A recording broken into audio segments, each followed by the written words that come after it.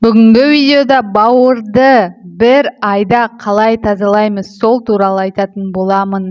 Видеоны соңына дейін қараңыз, соңында маңызды ақпарат айтылады. Сізді таңертең ұйқыдан сергек ояну, үнемі шаршау, бас ауру, ішектің дұрыс жұмыс істемеу мазалап жүрсе, немесе тершеңдік пен ауыздан шығып жатқан жағымсыз иіс мезі етсе, тіліңіздегі дақ, артық салмақ, күйзеліс пен ашушаңдық қажытса, онда ағзаңыздың ең қажетті мүшесін тазартыңыз. Бауырды тазарту арқылы бүкіл ағзаңызды жуып, зат алмасуды жақсартасыз. Ол үшін бір уыс мейізді салқын суға жуып, ыдысқа салыңыз. Үстіне қайнаған су құясыз. Таңертең тұнбасын ішіп, таңғы асқа мейізді жеңіз.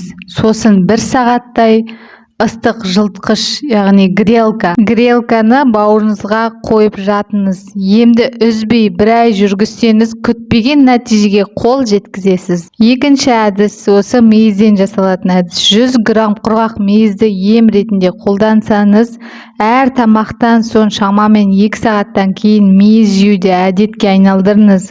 Осылайша 10 күн үзбей жесеңіз, бауырыңыз тазарады, теріңіз жасарады, әрі бойыңызға сергектік сыйлайды. Маңызды ақпарат: тазалаудың қажеті жоқ кез.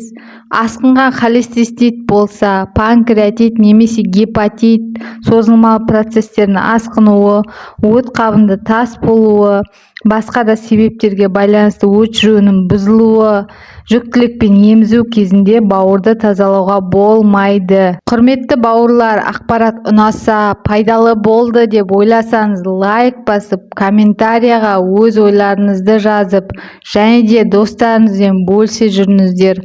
Бауыр ауруларға жазылуына себепкер болыңыздар. Денсаулықтарыңыз мықты болсын, қазақ елі аман болсын, сау болыңыздар.